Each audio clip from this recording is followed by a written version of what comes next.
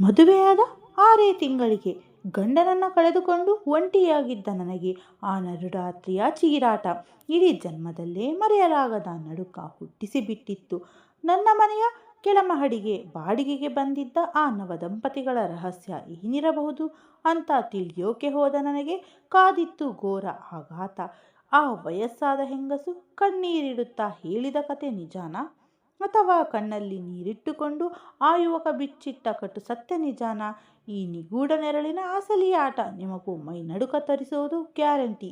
ಈ ರೋಚಕಕಾರಿ ಕಥೆಯ ಸಂಪೂರ್ಣ ರಹಸ್ಯ ತಿಳಿಯಬೇಕಾದರೆ ವಿಡಿಯೋವನ್ನು ಎಲ್ಲೂ ಬಿಡದೆ ಕೊನೆವರೆಗೂ ನೋಡಿ. ಹಾಗೆ ಇಂತಹ ಮತ್ತಷ್ಟು ಅದ್ಭುತ ಕಥೆಗಳಿಗಾಗಿ ನಮ್ಮ ಚಾನಲನ್ನು ಈಗಲೇ ಸಬ್ಸ್ಕ್ರೈಬ್ ಮಾಡಿಕೊಳ್ಳಿ. ನನ್ನ ಹೆಸರು ಪ್ರೀತಿ. ನನ್ನ ಮದುವೆ ಒಬ್ಬ ದೊಡ್ಡ ಶ್ರೀಮಂತನ ಜೊತೆ ಆಗಿತ್ತು. ನನ್ನ ಗಂಡನ ಹೆಸರು ವಿಕಾಸ್. ಆದರೆ ಏನೋ ವಿಧಿ ಆಟ. ಮದುವೆಯಾದ ಕೇವಲ 6 ತಿಂಗಳಿಗೆ ವಿಕೀಸ್ಗೆ ದಿಢೀರಂತ ಹೃದಯಾಘಾತ ಆಗಿ ನನ್ನನ್ನು ಒಂಟಿ ಮಾಡಿ ಹೊರಟು ಹೋದರು. ಆ ಸಮಯದಲ್ಲಿ ನಾನು ಗರ್ಭಿಣಿನೂ ಆಗಿರಲಿಲ್ಲ, ಮಗುವೂ ಇರಲಿಲ್ಲ. ಅದಕ್ಕೂ ಮುಂಚೆನೇ ಅವರು ನನ್ನನ್ನು ಬಿಟ್ಟು ಹೋಗ್ಬಿಟ್ರು. ವಿಕಾಸ್ ತೀರಿಕೊಂಡ ಮೇಲೆ ನನ್ನ ಅಪ್ಪ ಅಮ್ಮ ನನ್ನನ್ನು ತವರಿಗೆ ಅಂದರೆ ನಮ್ಮ ಮನೆಗೆ ಬಂದು ಬಿಡು ಮಗಳೇ ಅಂದರು. ಆದರೆ ಆ ಸಮಯದಲ್ಲಿ ನಮ್ಮ ಮನೆಯಲ್ಲಿ ನನ್ನ 2 ಅಣ್ಣಂದಿರು ಮತ್ತು ಅತ್ತಿಗೆಯರು ಇದ್ದರು. ನನಗೆ ಇವತ್ತಿನ ಕಾಲಮಾನದ ಬಗ್ಗೆ ಚೆನ್ನಾಗಿ ಗೊತ್ತಿತ್ತು.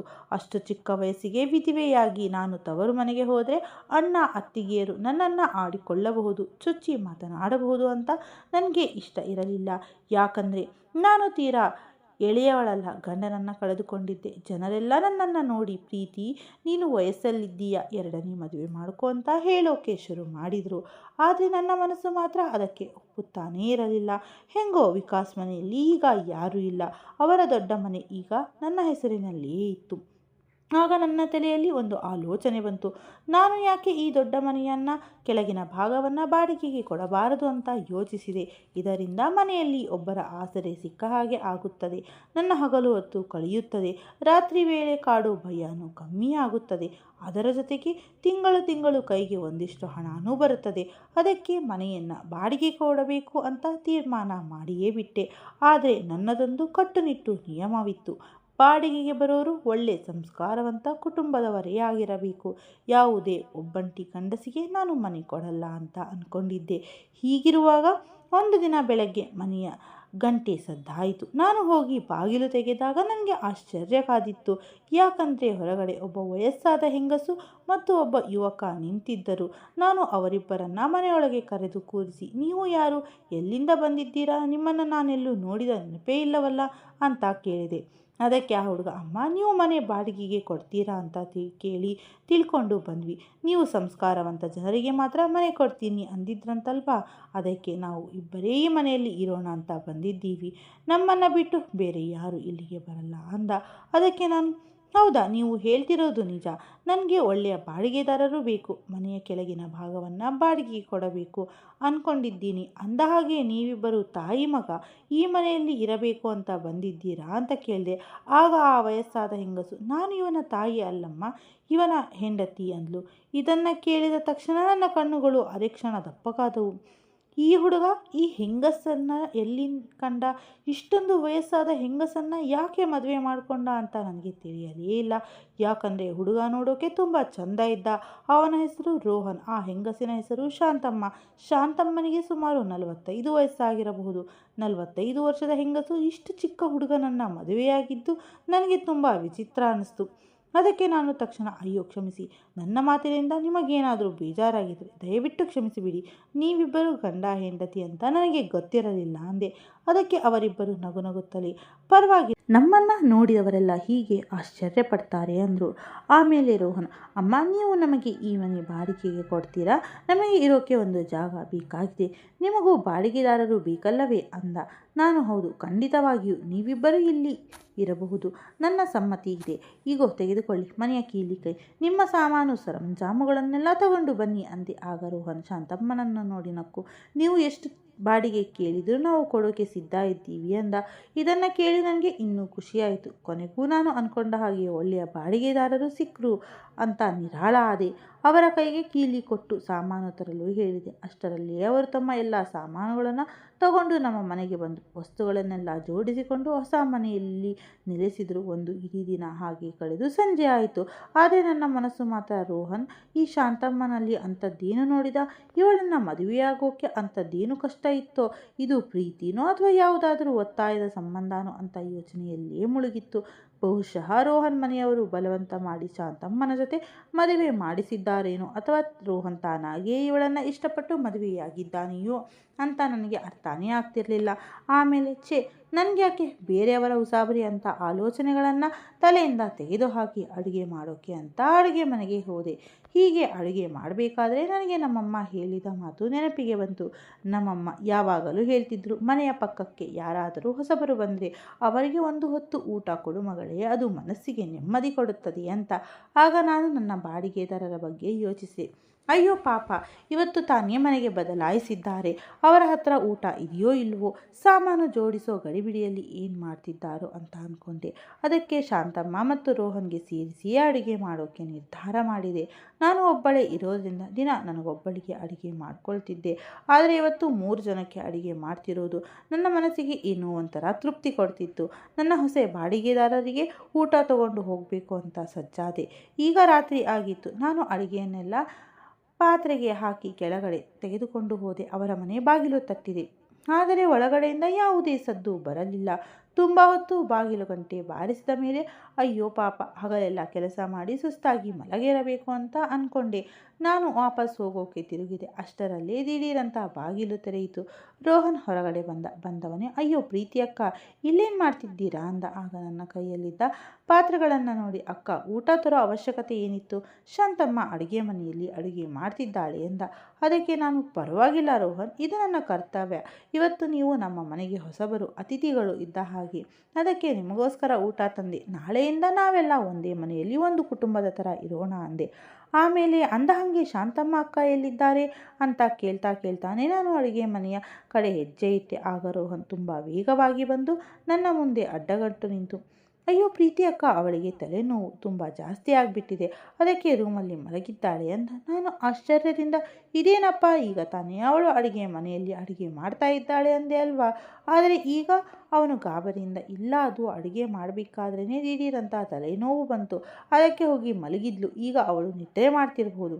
ನಾನೀಗ ಅವಳನ್ನು ಎಬ್ಬಿಸಿದರೆ ತಲೆನೋವು ಇನ್ನೂ ಜಾಸ್ತಿ ಆಗುತ್ತೆ.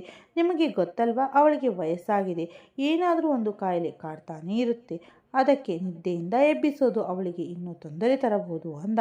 ಇದನ್ನು ಕೇಳಿದ ಮೇಲೆ ನಾನು ಸುಮ್ಮನಾದೆ. ಹೆಚ್ಚು ಮಾತನಾಡದೆ ಅಲ್ಲಿಂದ ನನ್ನ ಮೇಲಿನ ಮನೆಗೆ ವಾಪಸ್ ಬಂದುಬಿಟ್ಟೆ. ಮೇಲೆ ಬಂದು ಊಟ ಮಾಡಿ ಮಲಗೋಕೆ ಹೋದೆ. ಆದರೆ ಮನಸ್ಸಿನಲ್ಲಿ ಮಾತ್ರ ಅದೇ ಪ್ರಶ್ನೆ ಕೊರಿತಾ ಇತ್ತು, ರೋಹನ್ ಯಾಕೆ ಹಾಗೆ ನಡ್ಕೊಂಡ? ಈಗಷ್ಟೇ ಊಟ ಮುಗಿಸಿ ಹಾಸಿಗೆ ಮೇಲೆ ಮಲಗಿದ್ದೆ, ಆದರೆ ರೋಹನ್ ಎಷ್ಟು ಚಾಣಾಕ್ಷತನದಿಂದ ವಿಷಯವನ್ನು ಬದಲಾಯಿಸಿದ ಅಲ್ವಾ ಅಂತ ನನ್ನ ಮನಸ್ಸು ಚಡಪಡಿಸುತ್ತಿತ್ತು. ಮೊದಲು ಶಾಂತಮ್ಮ ಅಡುಗೆ ಮನೆಯಲ್ಲಿದ್ದಾಳೆ ಅಂದ, ಆದರೆ ನಾನು ಅಡುಗೆ ಮನೆ ಕಡೆ ಹೋಗ್ತಿದ್ದ ಹಾಗೆ ಮಾತನ್ನೇ ಬದಲಾಯಿಸಿ ಬಿಟ್ಟ. ರೋಹನ್ ಯಾಕೆ ಹೀಗೆ ಮಾಡ್ದ? ಏನೋ ಒಂದು ರಹಸ್ಯವನ್ನು ನನ್ನಿಂದ ಮುಚ್ಚಿರ್ತಿದ್ದಾನೆ ಅಂತ ಅನುಮಾನ ಬಂತು. ಆಮೇಲೆ ಹೋಗಲಿ ಬಿಡು, ನಮಗೆ ಯಾಕೆ ಆ ವಿಷಯ ಅಂತ ಆಲೋಚನೆಯನ್ನು ಮನಸ್ಸಿಂದ ತೆಗೆದುಹಾಕಿದೆ. ಶಾಂತಮ್ಮನನ್ನು ನನ್ನ ಅಕ್ಕನ ಥರ ಅಂದ್ಕೊಂಡು ಆ ದೊಡ್ಡ ಮನೆಯಲ್ಲಿ ಇಬ್ಬರು ಕೂತು ಹರಟೆ ಹೊಡೆಯಬಹುದು ಅಂತ ಅಂದ್ಕೊಂಡಿದ್ದೆ. ನಾನು ಅವರಿಗೆ ಊಟ ತಂದು ಕೊಟ್ಟಿದ್ದಕ್ಕಾದರೂ ಶಾಂತಮ್ಮ ನನ್ನನ್ನು ನೋಡೋಕೆ ಬರ್ತಾಳೆ, ಕನಿಷ್ಠ ಪಕ್ಷ ಒಂದು ಧನ್ಯವಾದವನ್ನಾದರೂ ಹೇಳ್ತಾಳೆ ಅಂತ ನಂಬಿದ್ದೆ. ಆದರೆ ನನ್ನ ಊಹೆ ಮಾತ್ರ ಸುಳ್ಳಾಯಿತು. ರಾತ್ರಿ ಎಲ್ಲ ಕಳೆದಿತ್ತು, ಆದರೆ ಶಾಂತಮ್ಮ ಬರಲೇ ಇಲ್ಲ. ಹೋಗಿ ಬಿಡು, ಬೆಳಗ್ಗೆ ಸಿಕ್ಕಲಾದರೂ ಒಂದು ಮಾತು ಹೇಳ್ತಾಳೇನೋ ಅಂತ ಅಂದ್ಕೊಂಡೆ. ನಾನೇನು ಅವರ ಪ್ರಶಂಸೆಯನ್ನು ನಿರೀಕ್ಷಿಸಲಿಲ್ಲ. ಶಾಂತಮ್ಮನ ಜೊತೆ 2 ಮಾತನಾಡಬೇಕು ಅಂತಷ್ಟೇ ಆಸೆ ಇತ್ತು. ಆ ರಾತ್ರಿ ನನಗೆ ತುಂಬ ನೆಮ್ಮದಿ ಕೊಟ್ಟಿತ್ತು. ಯಾಕಂದರೆ ಮನೆಯಲ್ಲಿ ಬಾಡಿಗೆದಾರರು ಬಂದಿದ್ದರು. ಇನ್ಮೇಲೆ ನನಗೆ ಯಾವುದೇ ಭಯ ಇಲ್ಲ, ಜೊತೆಗೆ ಯಾರೋ ಇದ್ದಾರೆ ಅನ್ನೋ ಆಸರೆ ಇತ್ತು. ಇದನ್ನದು ನನ್ನ ಮನಸ್ಸಿಗೆ ಸಮಾಧಾನ ಅನಿಸ್ತಿತ್ತು. ಮನೆಯಲ್ಲಿ ಜನರಿದ್ದಾರೆ ಅಂದ್ಕೊಂಡಿದ್ದಕ್ಕೆ ಈಗ ಹೊರಗಡೆ ನಾಯಿಗಳು ಬೊಗಳೋ ಸದ್ದು ಕೇಳಿದ್ರು ನನಗೆ ಭಯ ಆಗ್ತಾ ಇರಲಿಲ್ಲ. ಹೀಗಿರುವಾಗ ದಿಢೀರಂತ ಮಧ್ಯರಾತ್ರಿಯಲ್ಲಿ ನನಗೆ ಎಚ್ಚರ ಆಯಿತು. ಆಗ ಯಾಕೋ ಗೊತ್ತಿಲ್ಲ ನನ್ನ ಎದೆ ಜೋರಾಗಿ ಹೊಡೆದುಕೊಳ್ಳೋಕೆ ಶುರು ಮಾಡ್ತು. ಹೊರಗಡೆಯಿಂದ ಯಾರೋ ಜೋರಾಗಿ ಕಿರುಚಾಡೋ ಸದ್ದು ಕೇಳಿಸ್ತು. ಯಾರೋ ಒಬ್ಬ ಹೆಂಗಸು ತುಂಬ ಭಯಾನಕವಾಗಿ ಅಳ್ತಿರೋ ಹಾಗೆ, ನೋವಿನಿಂದ ಸಹಾಯಕ್ಕಾಗಿ ಬೇಡ್ತಿರೋ ಹಾಗೆ ಇತ್ತು ಆ ಸದ್ದು. ಆಗ ನಾನು ಹೆದರಿಕೆಯಿಂದ ಇಡೀ ಮೈ ನಡುಗುತ್ತಾ ಹಾಸಿಗೆಯಲ್ಲೇ ಮುದುರಿಕೊಂಡು ಮಲಗಿದ್ದೆ. ಆ ಸದ್ದು ಕೇಳಬಾರದು ಅಂತ ನನ್ನ 2 ಕೈಗಳಿಂದ ಕಿವಿಗಳನ್ನು ಗಟ್ಟಿಯಾಗಿ ಮುಚ್ಚಿಕೊಂಡೆ. ಆದರೆ ಆ ಕಿರುಚಾಟ ನಿಲ್ಲಲೇ ಇಲ್ಲ. ಈಗ ನನಗೆ ಮೈಯೆಲ್ಲ ಬೆವದು ಹೋಗಿತ್ತು. ಏನು ಮಾಡಬೇಕು ಅಂತ ಅಲ್ಲಿ ತೋಚುತ್ತಿರಲಿಲ್ಲ. ಇದೇ ಗೊಂದಲದಲ್ಲಿದ್ದಲೇ ಕತ್ತಲೆ ಕಳೆದು ಬೆಳಕಾಗಿತ್ತು ಬಂತು. ಬೆಳಗ್ಗೆ 5 ಗಂಟೆಯ ಸುಮಾರಿಗೆ ಆರಾಧನೆ ನಿಂತಿತ್ತು. ಆಗಲೇ ನನಗೆ ಸ್ವಲ್ಪ ನೆಮ್ಮದಿ ಸಿಕ್ಕಿದ್ದು. ಆಮೇಲೆ ನಾನು ಯಾವಾಗ ಅಷ್ಟು ಗಾಢವಾದ ನಿದ್ರೆಗೆ ಜಾರಿದೆನೋ ನನಗೆ ಗೊತ್ತೇ ಇಲ್ಲ. ಬೆಳಗ್ಗೆ ಎಚ್ಚರವಾದಾಗ ಸಮಯ 9 ಗಂಟೆ ಆಗಿತ್ತು. ಕಣ್ಣು ಬಿಟ್ಟ ತಕ್ಷಣ ಗಡಿಯಾರ ನೋಡಿದೆ. 9 ಗಂಟೆ ಆಗಿರೋದನ್ನು ನೋಡಿ ಗಾಬರಿಯಿಂದ ಹಾಸಿಗೆಯಿಂದ ಎದ್ದೆ. ಬೇಗ ಬೇಗ ಮುಖ ತೊಳೆದು ಚಹಾ ಮಾಡಿಕೊಂಡು ಲೋಟ ಹಿಡಿದು ಬಾಲ್ಕನಿಗೆ ಬಂದೆ. ಬಾಲ್ಕನಿಯಿಂದ ಕೆಳಗೆ ನೋಡಿದಾಗ ರೋಹನ್ ರಸ್ತೆಯಲ್ಲಿ ನಿಂತು ಯಾರ ಜೊತೆನೋ ಫೋನಿನಲ್ಲಿ ಮಾತನಾಡುತ್ತಿದ್ದ. ಅವನು ಎಲ್ಲೋ ಹೊರಟಿದ್ದಾನೆ ಅಂತ ಅನಿಸ್ತಿತ್ತು. ಫೋನ್ನಲ್ಲಿ ಮಾತನಾಡುತ್ತಿರುವಾಗಲೇ ಅವನ ಕಣ್ಣು ನನ್ನ ಮೇಲೆ ಬಿತ್ತು. ನನ್ನನ್ನು ನೋಡಿ ಸಣ್ಣದಾಗಿ ಒಂದು ನಗು ಬೀರಿ ಅಲ್ಲಿಂದ ಹೊರಟು ಹೋದ. ಅವನ ಉಡುಪು ನೋಡಿದರೆ ಆಫೀಸ್ಗೋ ಅಥವಾ ಯಾವುದೋ ಕೆಲಸಕ್ಕೋ ಹೋಗ್ತಿದ್ದಾನೆ ಅನಿಸ್ತಿತ್ತು. ಆಗ ನನ್ನ ತಲೆಯಲ್ಲಿ ಮತ್ತೊಂದು ಆಲೋಚನೆ ಬಂತು. ಶಾಂತಮ್ಮನ ಜೊತೆ ಒಂಟಿಯಾಗಿ ಮಾತನಾಡೋಕೆ ಇದೇ ಒಳ್ಳೆಯ ಸಮಯ. ಯಾಕಂದರೆ ಅವಳು ಈ ಮನೆಗೆ ಬಂದಾಗಿನಿಂದ ನಾನು ಒಂದೇ ಒಂದು ಬಾರಿ ಅವಳನ್ನು ಮುಖಾಮುಖಿಯಾಗಿ ನೋಡಿಲ್ಲ. ನಾನು ಅವಳ ಜೊತೆ ಕೂತು ಮನಸ್ಸು ಬಿಚ್ಚಿ ಮಾತನಾಡಬೇಕು ಅಂತ ಆಸೆ ಪಟ್ಟಿದ್ದೆ. ಆದರೆ ಅವಳಿಗೆ ನನ್ನ ಭೇಟಿಯಾಗೋಕ್ಕೆ ಇಷ್ಟನೇ ಇಲ್ಲವೇನೋ ಅನಿಸುತ್ತೆ ಅವಳ ನಡವಳಿಕೆ. ಅದಕ್ಕೆ ಜಲ್ದಿ ಮನೆಯ ಕೆಲಸಗಳನ್ನೆಲ್ಲ ಮುಗಿಸಿಕೊಂಡು ಕೆಳಗೆ ಹೋಗಿ ಶಾಂತಮ್ಮನ ಜೊತೆ ಮಾತನಾಡೋಣ ಅಂತ ಅಂದ್ಕೊಂಡೆ. ಗಡಿಬಿಡಿಯಲ್ಲಿ ಕೆಲಸ ಮುಗಿಸಿ ಕೆಳಗಿನ ಮನೆಗೆ ಹೋದೆ. ನಾನು ಕೆಳಗೆ ಬಂದಾಗ ರೋಹನ್ ಅಲ್ಲಿ ಇರಲಿಲ್ಲ. ಅವನು ಕೆಲಸಕ್ಕೆ ಹೋಗಿದ್ದ. ಅದಕ್ಕೆ ನಾನು ಧೈರ್ಯ ಮಾಡಿ ಅವರ ಮನೆಯ ಬಾಗಿಲನ್ನು ತಟ್ಟಿದೆ. ಆದರೆ ಆ ಬಾಗಿಲು ಒಳಗಡೆಯಿಂದ ಗಟ್ಟಿಯಾಗಿ ಚಿಲ್ಕ ಹಾಕಲ್ಪಟ್ಟಿತ್ತು. ನಾನು ಮತ್ತೆ ಬಾಗಿಲು ತಟ್ಟಿದೆ. ಆದರೆ ಒಳಗಡೆಯಿಂದ ಯಾರೂ ಬಾಗಿಲು ತೆಗಿತಾನೇ ಇಲ್ಲ. ನಾನು ಅಲ್ಲಿಂದ ಕದಲದೆ ಯೋಚನೆ ಮಾಡೋಕೆ ಶುರು ಮಾಡಿದೆ. ಇಷ್ಟೊಂದು ಜೋರಾಗಿ ಬಾಗಿಲು ಬಡಿತಾ ಇದ್ದೀನಿ, ಆದರೂ ಇವರ್ಯಾಕೆ ತೆಗಿತಾ ಇಲ್ಲ ಅಂದ್ಕೊಂಡೆ. ಅಷ್ಟರಲ್ಲೇ ಒಳಗಡೆಯಿಂದ ಒಂದು ಸಣ್ಣ ಧ್ವನಿ ಕೇಳಿಸಿತು. ಪ್ರೀತಿ, ನೀವೇನಾ ಅದು ಅಂತ. ಅದು ಶಾಂತಮ್ಮನ ಧ್ವನಿಯಾಗಿತ್ತು. ನಾನು ಹೌದು ಶಾಂತಮ್ಮ ಅಕ್ಕ, ನಾನೇ ಪ್ರೀತಿ. ಸ್ವಲ್ಪ ಬಾಗಿಲು ತೆರೆಯಿರಿ ಎಂದೆ. ಶಾಂತಮ್ಮ ಮೆಲ್ಲಗೆ ಬಾಗಿಲು ತೆರೆದ್ಲು. ಅವಳನ್ನು ನೋಡಿದ ತಕ್ಷಣ ನನ್ನ ಎದೆ ಜಲ್ಲಂದ್ಬಿಡ್ತು. ಯಾಕಂದರೆ ಅವಳ ಕಣ್ಣುಗಳೆಲ್ಲ ಅತ್ತು ಕೆಂಪಗಾಗಿದ್ದು ಕಣ್ಣೀರು ಕೋಡಿ ಹರಿಯುತ್ತಿತ್ತು. ಇದನ್ನು ನೋಡಿ ನನಗೆ ಒಳಗೊಳಗೆ ಒಂಥರ ಭಯ ಆಗಿಬಿಡ್ತು. ಅವಳು ನನ್ನನ್ನು ಕೈ ಹಿಡಿದು ಒಳಗಡೆ ಕರೆದುಕೊಂಡು ಹೋಗಿ ಸೋಫಾದ ಮೇಲೆ ಕೂರಿಸಿದಳು. ಆಮೇಲೆ ಅವಳು ಯಾರನ್ನಾದರೂ ಒಳಗೆ ಕರೆಯಬೇಕೋ ಬೇಡವೋ ಅಂತ ತಿಳಿಯದೆ ತುಂಬ ಯೋಚನೆ ಮಾಡಿ ಕೊನೆಗೆ ಬಾಗಿಲು ತೆರೆದಿ ಎಂದ್ಲು. ಅದಕ್ಕೆ ನಾನು, ಶಾಂತಮ್ಮ, ಈ ಊರು ಈ ಜಾಗ ನಿಮಗೆ ಹೊಸದು. ಇಲ್ಲಿ ಬೇರೆ ಯಾರು ತಾನೇ ಬರ್ತಾರೆ, ನೀವ್ಯಾಕೆ ಇಷ್ಟೊಂದು ಯೋಚನೆ ಮಾಡ್ತಾ ಇದ್ದೀರಾ ಅಂದೆ. ಅದಕ್ಕೆ ಅವಳು ಬಿಕ್ಕಿ ಅಳ್ತಾ, ಪ್ರೀತಿ, ನನ್ನ ಬದುಕು ಇವತ್ತು ಯಾವ ಮೂಲೆಗೆ ಬಂದು ನಿಂತಿದೆ ಅಂತ ನಿನಗೆ ಗೊತ್ತಿಲ್ಲಮ್ಮ ಅಂದ್ಲು. ಅವಳ ಮುಖದಲ್ಲಿ ಅತಿಯಾದ ಬೇಸರ ಎದ್ದು ಕಾಣ್ತಿತ್ತು.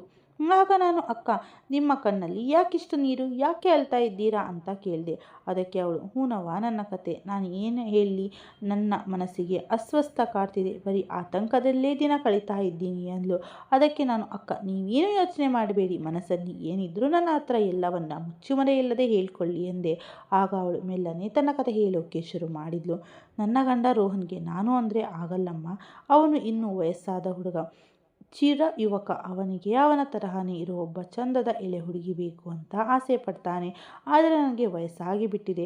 ನನ್ನ ಮುಖ ನೋಡಿದ್ರೇ ಅವನಿಗೆ ಆಗಲ್ಲ, ನನ್ನ ಮುಖ ಕಂಡ್ರೇ ಅಸಹ್ಯ ಪಡ್ತಾನೆ ಅಂದ್ಲು. ಅವಳ ಸ್ಥಿತಿಯನ್ನು ನೋಡಿದರೆ ನನಗೆ ತುಂಬ ಅಯ್ಯೋ ಅನ್ನಿಸ್ತು. ಯಾಕಂದರೆ ಅವಳ ಮನಸ್ಸಿನ ಎಲ್ಲೋ ಕಳೆದು ಹೋದ ಹಾಗೆ ತೀರಾ ಕಂಗಾಲಾಗಿ ಕೂತಿದ್ಲು. ಆಮೇಲೆ ಅವಳು, ರೋಹನ್ ಬೇರೆ ಯಾವಳ ಜೊತೆಯೂ ಸಂಬಂಧ ಇಟ್ಟುಕೊಂಡಿದ್ದಾನೆ ಅಂತ ನನಗೆ ಪಕ್ಕಾ ಅನಿಸಿದೆ ಪ್ರೀತಿ. ಅವನು ನನ್ನ ಕಣ್ಣಿಗೆ ಮರೆಮಾಚುತ್ತಿದ್ದಾನೆ. ಯಾವಾಗಲೂ ಫೋನಿನಲ್ಲಿ ಯಾರ ಜೊತೆಯೋ ರಹಸ್ಯವಾಗಿ ಮಾತನಾಡುತ್ತಾ ಇರ್ತಾನೆ. ನಾನು ಅದೇನು ಅಂತ ಕೇಳೋಕೆ ಹೋದರೆ ನನ್ನ ಬಾಯಿಗೆ ಬಂದ ಹಾಗೆ ಬೈತಾನೆ, ಹೀಯಾಳಿಸ್ತಾನೆ, ಕೆಲವು ಸಲ ಕೈ ಕೂಡ ಮಾಡ್ತಾನೆ ಅಂದ್ಲು. ಆಗ ನಾನು, ಶಾಂತಮ್ಮಕ್ಕ, ನೀವು ಈಗ ಆರಾಮಾಗಿದ್ದೀರಲ್ವಾ ಅಂತ ಕೇಳಿದೆ. ಅದಕ್ಕೆ ಅವಳು, ಹೌದು, ಹೇಳಿಕೊಳ್ಳೋಕೆ ನಾನಂತೂ ಚೆನ್ನಾಗೇ ಇದ್ದೀನಿ. ಈ ಪ್ರಪಂಚದಲ್ಲಿ ಇರೋ ಎಲ್ಲ ಸೌಭಾಗ್ಯಗಳು ನನ್ನ ಹತ್ತಿರ ಇವೆ. ಬೇಕಾದಷ್ಟು ಹಣ ಇದೆ, ಬಟ್ಟೆ ಬರೆ ಇವೆ, ಒಡವೆ ವಸ್ತು ಎಲ್ಲವೂ ಇದೆ. ಆದರೆ ಒಬ್ಬ ಹೆಣ್ಣಿಗೆ ಬೇಕಾದ ಆ ನೆಮ್ಮದಿ, ಗಂಡನ ಪ್ರೀತಿ, ಸುಖ ಮಾತ್ರ ನನ್ನ ಹಣೆ ಬರದಲ್ಲಿ ಇಲ್ಲವೇ ಇಲ್ಲ ಅಂದ್ಲು. ಅವಳ ಮಾತನ್ನು ಕೇಳ್ತಾ ನನ್ನ ಮನಸ್ಸು ಭಾರ ಆಗಿಬಿಡ್ತು. ಆಮೇಲೆ ನಾನು, ಶಾಂತಮ್ಮ ಅಕ್ಕ, ನೀವೇ ಹೇಳಿ, ನಾನೀಗ ನಿಮಗೋಸ್ಕರ ಏನು ಮಾಡಲಿ? ನನಗೆ ನಿಮಗೆ ಸಹಾಯ ಮಾಡಬೇಕು ಅಂತ ಆಸೆ ಇದೆ ಅಂದೆ. ಅದಕ್ಕೆ ಅವಳು, ನನ್ನ ಸ್ವಂತ ರಕ್ತ ಸಂಬಂಧಿಕರೇ ನನ್ನ ಕಷ್ಟಕ್ಕೆ ನಿಲ್ಲಲಿಲ್ಲ, ಇನ್ನು ನೀನೇನು ಮಾಡ್ತೀಯಮ್ಮ, ಬಿಡು. ಹೆಂಗೂ ರೋಹನ್ ನನ್ನನ್ನು ಒಂಟಿ ಮಾಡಿ ಎಲ್ಲೋ ಓಡಿ ಹೋಗ್ತಾನೆ ಅಂತ ದಿನ ಹೆದರಿಸ್ತಾ ಇರ್ತಾನೆ. ಈ ವಿಶಾಲವಾದ ಜಗತ್ತಿನಲ್ಲಿ ನನಗೆ ಯಾರೂ ಇಲ್ಲದ ಹಾಗಾಗಿದೆ. ನೀನೇ ಹೇಳು ಪ್ರೀತಿ, ನನಗೆ ಇಷ್ಟು ವಯಸ್ಸಾಗಿದೆ, ನಾನೀಗ ಅವನನ್ನು ಬಿಟ್ಟು ಎಲ್ಲಿಗೆ ಹೋಗಲಿ? ಯಾರು ನನ್ನನ್ನು ಮನೆಗೆ ಸೇರಿಸಿಕೊಳ್ತಾರೆ? ನೀನು ನನಗೋಸ್ಕರ ಆ ಭಗವಂತನಲ್ಲಿ ಒಂದು ಒಳ್ಳೆಯ ಮಾತು ಬೇಡಿಕೊಂಡ್ರೆ ಸಾಕು, ನನಗೆ ಬೇರೆ ಏನೂ ಬೇಡ ಅಂದ್ಲು. ಅದಕ್ಕೆ ನಾನು, ಶಾಂತಮ್ಮಕ್ಕ, ನೀವು ನಿಮ್ಮ ಸ್ವಂತ ತಂಗಿ ಥರ, ನೀವು ನನ್ನ ಹತ್ರ ಎಲ್ಲವನ್ನ ಹೇಳಿಕೊಳ್ಳಬಹುದು. ಖಂಡಿತ ಅಕ್ಕ, ನಾನು ನಿಮಗೋಸ್ಕರ ದಿನ ದೇವರಲ್ಲಿ ಪ್ರಾರ್ಥನೆ ಮಾಡ್ತೀನಿ ಅಂದೆ. ಇಷ್ಟನ್ನು ಹೇಳಿ ನಾನು ಅಲ್ಲಿಂದ ಹೊರಡೋಕೆ ನಿಂತೆ. ಆಗ ಶಾಂತಮ್ಮ ಅಕ್ಕ ನನ್ನ ಕೈ ಹಿಡಿದು ತಡೆದು, ಪ್ರೀತಿ, ಇವತ್ತು ನಾವಿಬ್ಬರು ಮಾತನಾಡಿದ ವಿಷಯ ಯಾರಿಗೂ ಗೊತ್ತಾಗಬಾರದು. ಮುಖ್ಯವಾಗಿ ನನ್ನ ಗಂಡ ರೋಹನ್ ಕಿವಿಗಂತೂ ಬೀಳಲೇಬಾರದು.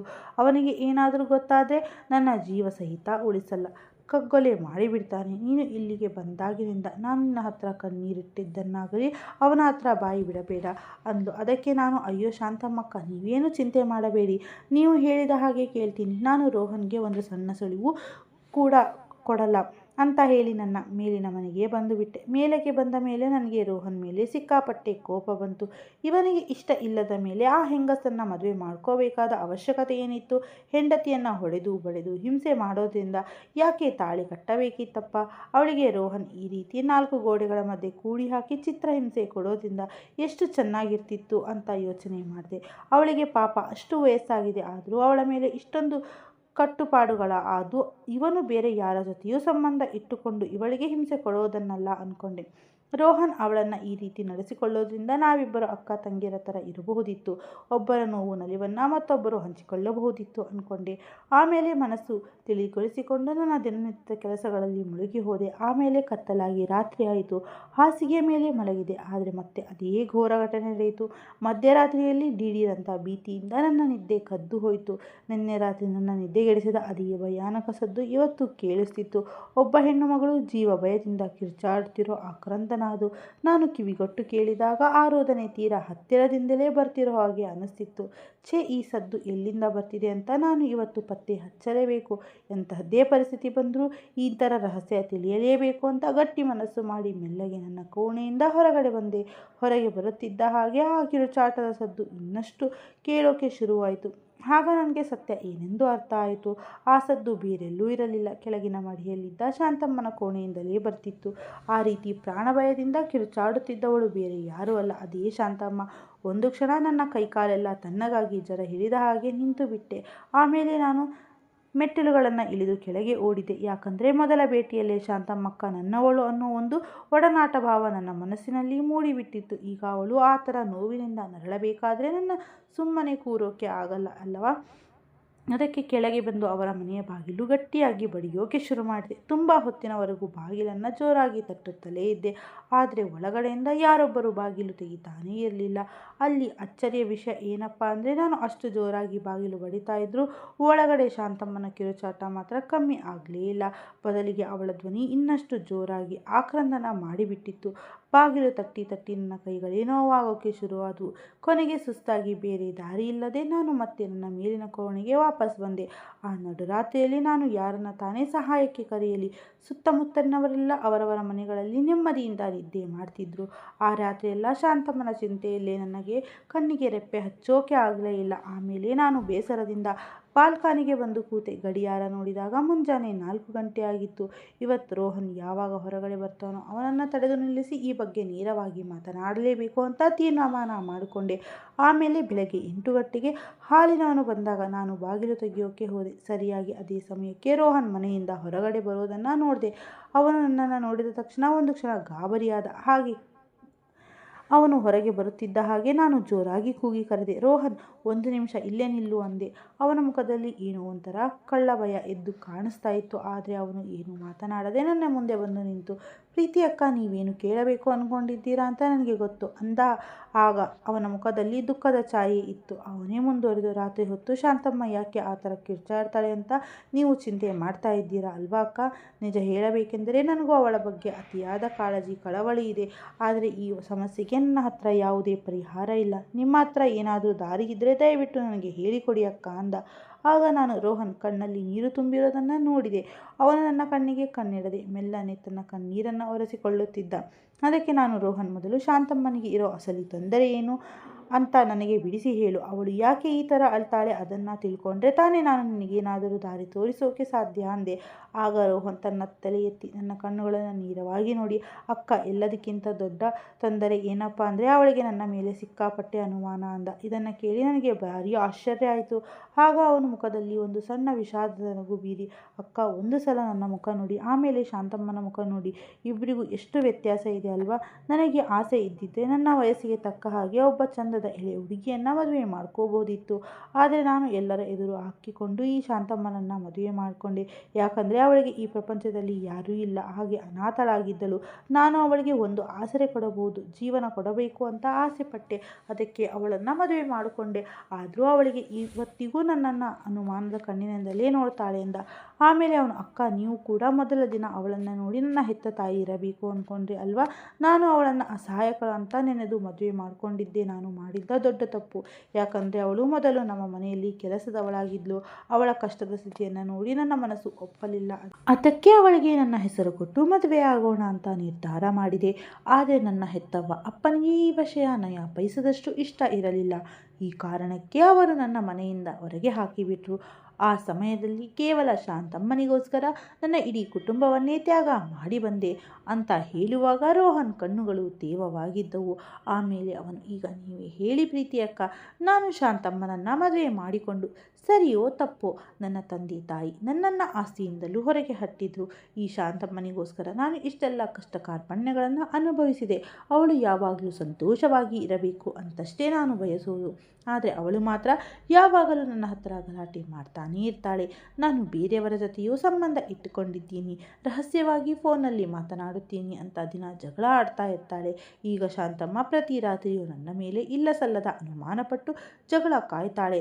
ಅಲ್ಲದೆ ಮನೆಯಲ್ಲಿ ಕೂತು ಇಲ್ಲದ ಸದ್ದಿನಿಂದ ಕಿರುಚಾಡ್ತಾಳೆ. ಈ ಕಿರುಚಾಟ ಸದ್ದಿನಿಂದಾಗಿ ಇದುವರೆಗೂ ಎಷ್ಟೋ ಜನ ಮನೆ ಮಾಲೀಕರು ನಮ್ಮನ್ನು ಬಾಡಿಗೆ ಮನೆಯಿಂದ ಅರ್ಧಕ್ಕೆ ಹೊರ ಹಾಕಿದ್ದಾರೆ.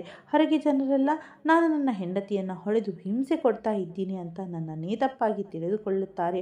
ಅವಳು ಅಷ್ಟೊಂದು ಜೋರಾಗಿ ಸದ್ದು ಮಾಡೋದ್ರಿಂದ ನಾನು ಪ್ರತಿ 3-4 ತಿಂಗಳಿಗೊಮ್ಮೆ ಹೊಸ ಮನೆಯನ್ನು ಹುಡುಕುತ್ತಲೇ ಇರಬೇಕು.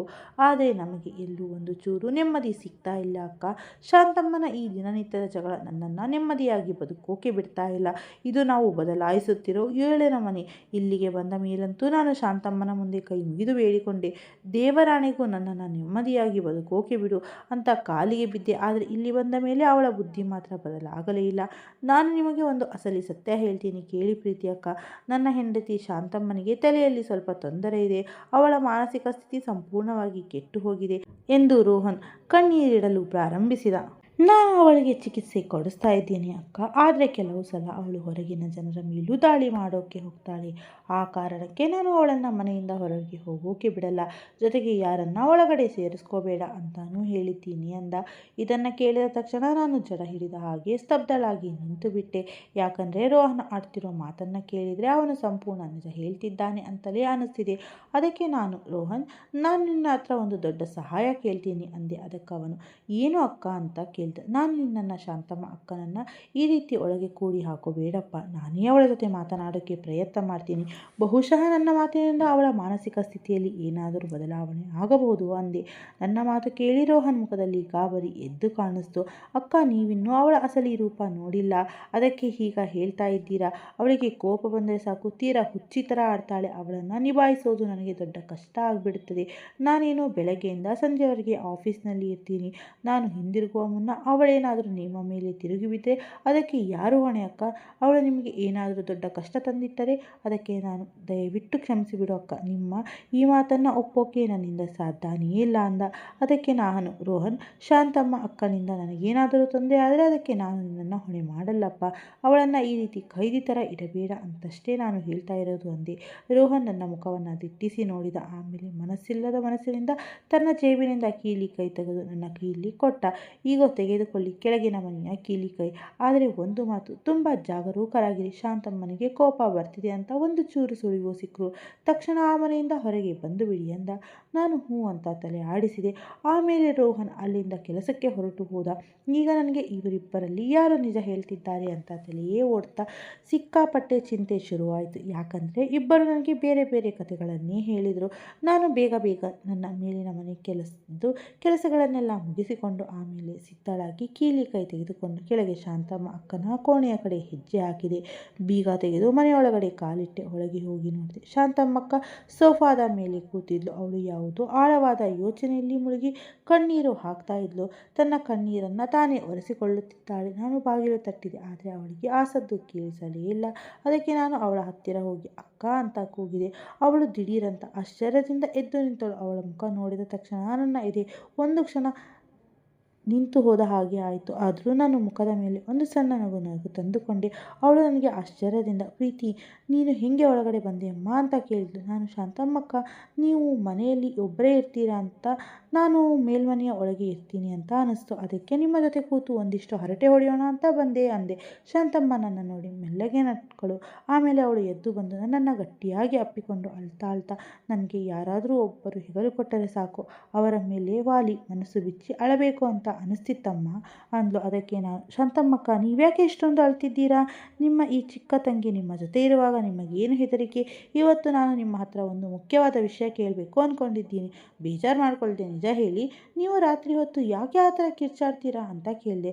ನಾನೇನೋ ರೋಹನ್ ಹೇಳಿದ ಮಾತನ್ನು ನಂಬಿದ್ದೆ.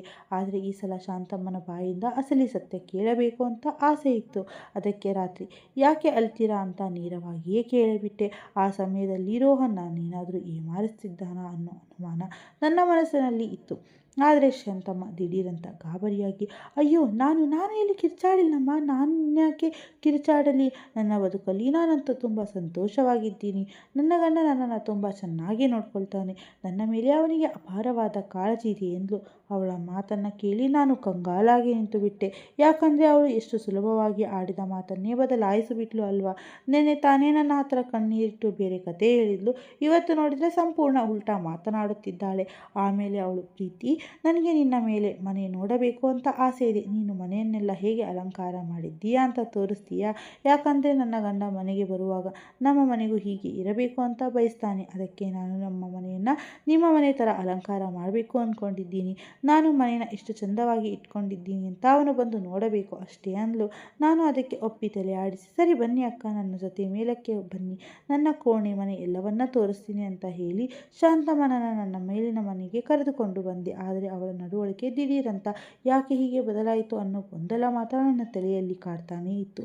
ಮೇಲಕ್ಕೆ ಬಂದ ತಕ್ಷಣ ಶಾಂತಮ್ಮ ನನ್ನ ಕೈಯನ್ನು ಗಟ್ಟಿಯಾಗಿ ತನ್ನ ಕೈಯನ್ನು ಹಿಡಿದು ಮುಂದೆ ಚಾಚಿದಳು. ಅವಳ ಕೈ ಮೇಲೆಲ್ಲ ಗಾಯದ ಕಲೆಗಳು, ಬರೆ ಎಳೆದ ಗುರುತುಗಳು ಇದ್ದು ಕಾಣಿಸುತ್ತಿತ್ತು. ಅದನ್ನು ನೋಡಿ ನನ್ನ ಎದೆ ಜಲ್ಲಂದ್ಬಿಡ್ತು. ಅಯ್ಯೋ ಅಕ್ಕ, ಇದೇನಿದು, ಕೈಗೆ ಹೀಗಾಗಿದೆ ಅಂತ ಆಘಾತದಿಂದ ಕೇಳಿದೆ. ಅದಕ್ಕೆ ಶಾಂತಮ್ಮ, ನಾನು ನಿನ್ನೆ ನಿನ್ನ ಹತ್ರ ಮಾತನಾಡಿದ್ದನ್ನು ನನ್ನ ಗಂಡ ಹೇಗೋ ಕೇಳಿಸಿಕೊಂಡು ಬಿಟ್ಟಿದ್ದಾನೆ ಪ್ರೀತಿ. ಬಹುಶಃ ಅವನು ಈ ಮನೆಯಲ್ಲಿ ಎಲ್ಲೋ ರಹಸ್ಯ ಧ್ವನಿ ವರ್ಧಕವನ್ನು ಇಟ್ಟಿದ್ದಾನೆ ಅನಿಸುತ್ತೆ. ಅದಕ್ಕೆ ನಮ್ಮ ಮಾತುಗಳೆಲ್ಲ ಅದರಲ್ಲಿ ದಾಖಲಾಗಿ ಬಿಡುತ್ತದೆ. ಅವನು ನನ್ನ ಮೇಲೆ ಹದ್ದಿನ ಕಣ್ಣಿಟ್ಟಿದ್ದಾನೆ. ಆ ಹೆದರಿಕೆಯಿಂದಲೇ ನಾನು ಕೆಳಗಡೆ ನಿನ್ನ ಹತ್ತಿರ ನಾನು ತುಂಬ ಸಂತೋಷವಾಗಿದ್ದೀನಿ ಅಂತ ಸುಳ್ಳು ಹೇಳಿದೆ. ಆದರೆ ಅಸಲಿ ಸತ್ಯ ಏನಂದರೆ ಪರಿಸ್ಥಿತಿ ಹಾಗಿಲ್ಲಮ್ಮ. ಆ ನನ್ನ ವಯಸ್ಸನ ಗಂಡ ನನ್ನನ್ನು ದಿನ ಹಿಂಸಿಸಿ ರಕ್ತ ಬರೋ ಹಾಗೆ ಹೊಡಿತಾನೆ. ಆ ತಡೆಯಲಾರದ ನೋವಿನಿಂದಲೇ ನಾನು ರಾತ್ರಿಯೆಲ್ಲ ಆ ರೀತಿ ಕಿರಿಚಿಕೊಳ್ಳುತ್ತೇನೆ. ನನ್ನ ಆಕ್ರಂದನ ಸುಮ್ಮನೆ ಬರ್ತಿರಲ್ಲಮ್ಮ ಅಂದ್ಲು. ಅವಳು ಅಷ್ಟಕ್ಕೆ ನಿಲ್ಲಿಸದೆ, ನನ್ನ ಮೇಲೆ ಏನೆಲ್ಲ ದೌರ್ಜನ್ಯ ನಡೀತಿದೆ ಅಂತ ನಿನ್ನ ಕಣ್ಣಾರೆ ನೋಡಿದರೆ ನೀನೇ ತತ್ತರಿಸಿ ಹೋಗ್ತೀಯ. ನಿನಗೆ ನನ್ನ ಮಾತು ನಂಬಿಕೆ ಇಲ್ವಾ? ಹಾಗಾದರೆ ನನ್ನ ಕೋಣೆಯೊಳಗೆ ಒಂದು ರಹಸ್ಯ ಕ್ಯಾಮ್ರಾ ಇಟ್ಟು ನೋಡು. ನನ್ನ ಕೈಲಂತೂ ಅಂಥದ್ದೇನೂ ಮಾಡೋಕ್ಕೆ ಆಗಲ್ಲ. ನೀನು ಆ ವಿಡಿಯೋ ತಗೊಂಡು ಹೋಗಿ ಪೊಲೀಸ್ ಠಾಣೆಗೆ ಕೊಟ್ಟರೆ ಆ ಪಾಪಿಗೆ ತಕ್ಕ ಶಿಕ್ಷೆ ಆಗುತ್ತೆ. ನನಗೂ ಈ ನರಕದಿಂದ ಮುಕ್ತಿ ಸಿಗುತ್ತೆ ಎಂದ್ಲು. ಅದಕ್ಕೆ ನಾನು, ಸರಿ ಅಕ್ಕ, ನಾನು ಖಂಡಿತ ಏನಾದರೂ ಒಂದು ದಾರಿ ಮಾಡ್ತೀನಿ ಎಂದೆ. ನಿಜ ಹೇಳಬೇಕೆಂದರೆ ನಾನು ಈ ಗಂಡ ಹೆಂಡತಿ ಇಬ್ಬರ ನಡುವೆ ಸಿಕ್ಕಿ ಹಾಕೊಂಡು ಮುಖ ಪ್ರಾಣಿ ಥರ ಆಗಿಬಿಟ್ಟಿದ್ದೆ. ಯಾಕಂದರೆ ರೋಹನ್ ನೋಡಿದರೆ ನನ್ನ ಹೆಂಡತಿಯ ಮೇಲೆ ತಪ್ಪು ಹೊರಿಸ್ತಾನೆ. ಈ ಕಡೆ ಶಾಂತಮ್ಮ ನೋಡಿದರೆ ತನ್ನ ಗಂಡನ ಮೇಲೆ ತಪ್ಪು ಹೊರಿಸ್ತಾ ಇದ್ದಾಳೆ. ಇಬ್ಬರ ಮಾತುಗಳು ನನ್ನ ತಲೆಗೆ ಪೂರ್ತಿ ಕೆಡಿಸಿಬಿಟ್ಟಿದ್ದವು. ಯಾರ ಬಾಯಿಂದ ಏನು ಕೇಳಿದ್ರು ಅದು ನಿಜ ಅಂತ ಅನಿಸ್ತಿತ್ತು. ಇಬ್ಬರ ಪರಿಸ್ಥಿತಿ ನೋಡಿದರೆ ಅವರವರ ಜಾಗದಲ್ಲಿ ಅವರೇ ಸರಿ ಅನಿಸ್ತಿದ್ರು. ಇಬ್ಬರಲ್ಲೂ ಯಾವುದೇ ತಪ್ಪು ಕಾಣಿಸ್ತಾ ಇರಲಿಲ್ಲ. ಈ ಗೊಂದಲದ ಗೂಡಿನಿಂದ ಹೊರಬರೋಕೆ ನನಗೆ ಒಂದೇ ಒಂದು ದಾರಿ ಉಳಿದಿತ್ತು. ಕೆಳಗಿನ ಭಾಗದಲ್ಲಿ ಒಂದು ರಹಸ್ಯ ಕ್ಯಾಮ್ರಾ ಅಳವಡಿಸಬೇಕು ಅಂತ ತೀರ್ಮಾನ ಮಾಡಿಯೇ ಬಿಟ್ಟೆ. ನಾನು ಒಬ್ಬ ಕ್ಯಾಮ್ರಾ ಅಳವಡಿಸುವ ವ್ಯಕ್ತಿ ಹತ್ರ ಈ ಬಗ್ಗೆ ಮಾತನಾಡಿದೆ. ಆದರೆ ಅತ್ತ ರಾತ್ರಿ ಹೊತ್ತಾದರೆ ಸಾಕು ಕೆಳಗಿನಿಂದ ಅದೇ ಕರುಣಾಜನಕ ಕಿರುಚಾಟ, ಸದ್ದು ಮಾತ್ರ ನಿಲ್ತಾನೇ ಇರಲಿಲ್ಲ. ಬೆಳಗ್ಗೆ ಎದ್ದು ರೋಹನ್ ಸಿಕ್ಕಾಗ ಅವನು ಶಾಂತಮ್ಮನ ಮನಸ್ಥಿತಿ ದಿನದಿಂದ ದಿನಕ್ಕೆ ತುಂಬ ಕೆಟ್ಟು ಹೋಗ್ತಾ ಇದೆ ಅಕ್ಕ ಅಂತ ಬೇಸರ ಮಾಡ್ಕೊಳ್ತಾ ಇದ್ದೆ. ಆದರೆ ರಾತ್ರಿ ಹೊತ್ತು ಶಾಂತಮ್ಮ ನನ್ನ ಹತ್ರ ಸಿಕ್ಕಾಗ ನನ್ನ ಗಂಡ ದಿನ ನನ್ನ ಮೇಲೆ ಮಾಡೋ ದೌರ್ಜನ್ಯ ಹೆಚ್ಚಾಗ್ತಿದೆ ಪ್ರೀತಿ ಅಂತ ಕಣ್ಣೀರಿಡ್ತಿದ್ಲು. ಆ ಸಮಯದಲ್ಲಿ ನನ್ನ ಕೈಲಾದ ಮಟ್ಟಿಗೆ ನಾನು ಅವಳಿಗೆ ಎಲ್ಲವನ್ನೂ ಮಾಡ್ತಿದ್ದೆ. ಶಾಂತಮ್ಮನ ಜೊತೆ ಮಾತನಾಡಿ ಅವಳನ್ನು ನಗಿಸೋಕೆ ಪ್ರಯತ್ನ ಮಾಡ್ತಿದ್ದೆ.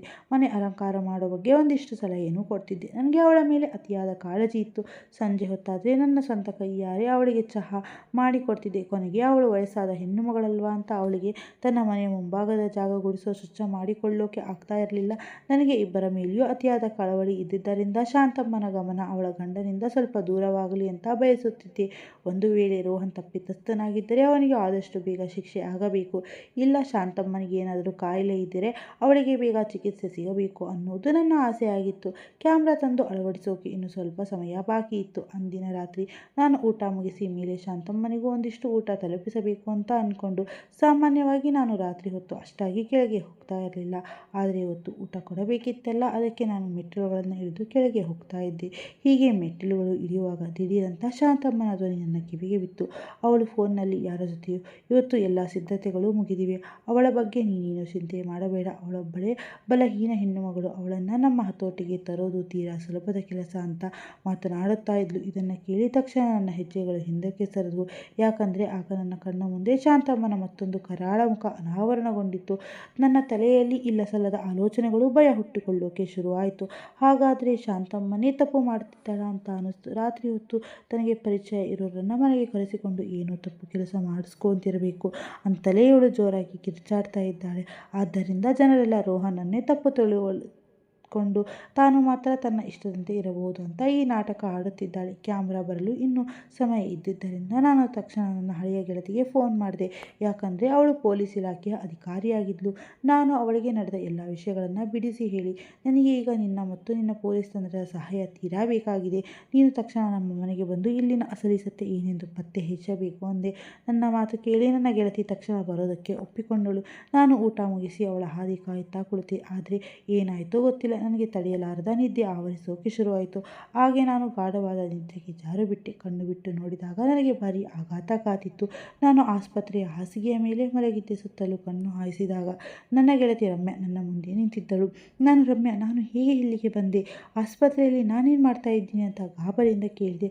ಅದಕ್ಕೆ ಅವಳು ನಗುತ್ತಲೇ, ಪ್ರೀತಿ, ನೀನು ಇವತ್ತು ಒಂದು ದೊಡ್ಡ ಸಹಾಯವನ್ನೇ ಮಾಡಿಬಿಟ್ಟಿದ್ದೀಯಮ್ಮ. ಕೆಲವು ಕಳ್ಳರ ಗುಂಪು ಬಾಡಿಗೆದಾರರ ಸೋಗಿನಲ್ಲಿ ಅಮಾಯಕರ ಮನೆಗಳಿಗೆ ನುಗ್ಗಿ ದೋಚುತ್ತಿದ್ದಾರೆ ಅಂತ ನಮಗೆ ಬಹಳ ದಿನಗಳಿಂದ ದೂರುಗಳು ಬರ್ತಾ ಇತ್ತು. ಜನರು ಅವರ ನಯವಾದ ಮಾತುಗಳನ್ನು ನಂಬಿ ಆಸರೆ ಕೊಟ್ಟ ತಕ್ಷಣ ಅವರು ಮನೆಯನ್ನೆಲ್ಲ ಲೂಟಿ ಮಾಡಿ ಪರಾರಿಯಾಗುತ್ತಿದ್ದರು. ನಿನ್ನೆ ರಾತ್ರಿ ನೀನು ಸಮಯಕ್ಕೆ ಸರಿಯಾಗಿ ಫೋನ್ ಮಾಡದಿದ್ದರೆ ಆ ಖತರ್ನಾಕ್ ಕಳ್ಳರು ನಾವೀಗ ಕೈಯಾರೆ ಹಿಡಿಯೋಕ್ಕೆ ಸಾಧ್ಯವಾಗ್ತಾನೇ ಇರಲಿಲ್ಲ ಅಂದ್ಲು. ಇದನ್ನು ಕೇಳಿ ನನಗೆ ಆಶ್ಚರ್ಯ ತಡೆಯಲಾಗಲಿಲ್ಲ. ರಮ್ಯಾ, ಇದೆಲ್ಲ ಹೇಗೆ ಸಾಧ್ಯವಾಯಿತು, ಸ್ವಲ್ಪ ಬಿಡಿಸಿ ಹೇಳು ಅಂದೆ. ಅದಕ್ಕೆ ರಮ್ಯಾ, ಪ್ರೀತಿ, ನಿನ್ನ ಮನೆಯಲ್ಲಿ ಬಾಡಿಗೆದಾರರಾಗಿ ಇದ್ದಾರ ಆ ರೋಹನ್ ಮತ್ತು ಶಾಂತಮ್ಮ ಇಬ್ಬರು ಒಂದು ದೊಡ್ಡ ದರೋಡೆಕೋರರು ತಂಡದ ಮುಖ್ಯ ಭಾಗ. ಇದು ಅವರ ಹಳೆಯ ತಾಂತ್ರಿಗಾರಿಕೆ. ಒಬ್ಬರು ಒಂಟಿ ಹೆಂಗಸರು ಇರೋ ಮನೆಯೊಳಗೆ ಹುಡುಕಿ ಬಾಡಿಗೆಗೆ ಸೇರ್ತಾರೆ. ಆಮೇಲೆ ಅವರನ್ನು ತಮ್ಮ ಜಾಲದಲ್ಲಿ ಸಿಲುಕಿಸಿಕೊಳ್ಳೋಕೆ ದಿನ ಗಂಡ ಹೆಂಡತಿಯರ ಥರ ದೊಡ್ಡ ನಾಟಕ ಆಡ್ತಾರೆ. ಆಗ ಗಂಡ ಹೆಂಡತಿಯ ಮೇಲೆ ತಪ್ಪು ಹೊರಿಸ್ತಾನೆ, ಹೆಂಡತಿ ಗಂಡನ ಮೇಲೆ ಗೂಬೆ ಕೂರಿಸ್ತಾಳೆ. ಇವರಿಬ್ಬರ ದಿನನಿತ್ಯದ ಜಗಳದಲ್ಲಿ ಮನೆ ಮಾಲೀಕರು ಸಿಕ್ಕಿಬಿದ್ದು ತಲೆ ಕೆಡಿಸಿಕೊಳ್ಳುವಂತೆ ಮಾಡ್ತಾರೆ. ಆ ಗೊಂದಲದಲ್ಲೇ ಇಡೀ ಮನೆಯಲ್ಲಿ ಯಾವ ಯಾವ ವಸ್ತು ಎಲ್ಲೆಲ್ಲಿದೆ, ಒಡವೆ ಎಲ್ಲಿದೆ ಅಂತ ಹೊಂಚು ಹಾಕ್ತಾರೆ. ಬೇರೆಯವರನ್ನೆಲ್ಲ ಮರೆತು ಜನ ಇವರ ಜಗಳ ಕಡೆ ಗಮನ ಕೊಡುವಂತೆ ಮಾಡ್ತಾರೆ. ಪ್ರೀತಿ, ನಿನ್ನ ವಿಷಯದಲ್ಲೂ ನಡೆದಿದ್ದು ಇದೇ ಆಟ. ರೋಹನ್ ಮತ್ತು ಶಾಂತಮ್ಮ ಇಬ್ಬರು ನಿನ್ನ ಜೊತೆ ಇದೇ ಕಳ್ಳಾಟ ಆಡ್ತಿದ್ರು. ನೀನು ಶಾಂತಮ್ಮನ ಮಾತು ನಂಬಿ ನಿನ್ನ ಮನೆಯಲ್ಲಿರೋ ಎಲ್ಲ ಬೆಲೆ ಬಾಳುವ ವಸ್ತುಗಳನ್ನು ತೋರಿಸಿದ್ದೀಯ. ನಿನ್ನ ಒಡವೆಗಳು, ಹಣ ಎಲ್ಲಿದೆ ಅಂತ ಅವಳಿಗೆ ಗೊತ್ತಾಗಿಬಿಟ್ಟಿತ್ತು. ಆದರೆ ನೀನು ಶಾಂತಮ್ಮನ ಮಾತನ್ನು ಕೇಳಿ ನನಗೆ ತಕ್ಷಣ ಫೋನ್ ಮಾಡಿದ್ದು ಬಹಳ ಒಳ್ಳೆಯದಾಯಿತು. ನಿನ್ನೆ ರಾತ್ರಿ ಅವರಿಬ್ಬರು ಸೇರಿ ನೀನು ಕುಡಿಯೋ ಹಾಲಿಗೆ ಅಥವಾ ಊಟಕ್ಕೆ ತೀವ್ರವಾದ ನಿದ್ರೆ ಮಾತ್ರೆಗಳನ್ನು ಬೆರೆಸಿದ್ದರು. ಆ ಕಾರಣಕ್ಕೆ ನೀನು ಪ್ರಜ್ಞೆ ತಪ್ಪಿ ಗಾಢವಾದ ನಿದ್ದೆಗೆ ಜಾರಿದ್ದೆ. ನಿನ್ನನ್ನು ಮಲಗಿಸಿ ನಿನ್ನ ಇಡೀ ಮನೆಯನ್ನೆಲ್ಲ ದೋಚಿ ಓಡಿ ಹೋಗೋದು ಅವರ ಪ್ಲ್ಯಾನ್ ಆಗಿತ್ತು.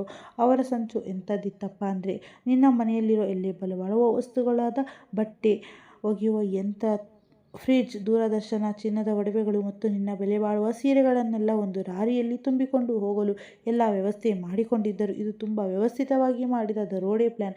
ಆದರೆ ನಾವು ಸರಿಯಾದ ಸಮಯಕ್ಕೆ ದಾಳಿ ನಡೆಸಿ ಅವರಿಬ್ಬರನ್ನ ರೆಡ್ ಹ್ಯಾಂಡ್ ಆಗಿ ಹಿಡಿದು ನಾನು ನಿನ್ನ ಕೋಣೆಗೆ ಬಂದಾಗ ನೀನು ಪ್ರಜ್ಞೆಯಿಲ್ಲದೆ ಬಿದ್ದಿದ್ದೆ. ಅದಕ್ಕೆ ನಾವು ತಕ್ಷಣ ನಿನ್ನನ್ನು ಆಸ್ಪತ್ರೆಗೆ ಸೇರಿಸಿದ್ವಿ ಅಂದ್ಲು. ರಮ್ಯಾ ಆಡಿದ ಮಾತುಗಳನ್ನು ಕೇಳಿ ಸಿಡಿಲು ಬಡೆದ ಹಾಗೆ ಆಯಿತು. ಜನರು ಮತ್ತೊಬ್ಬರನ್ನ ದೋಚಲು, ಲೂಟಿ ಮಾಡಲು ಎಷ್ಟರ ಮಟ್ಟಿಗೆ ಕೆಳಗೆ ಇಳಿಯಬಲ್ಲರು, ಎಂತೆಂತಹ ಸುಳ್ಳಿನ ನಾಟಗಳನ್ನು ಆಡ್ತಾರೆ ಅಲ್ವಾ.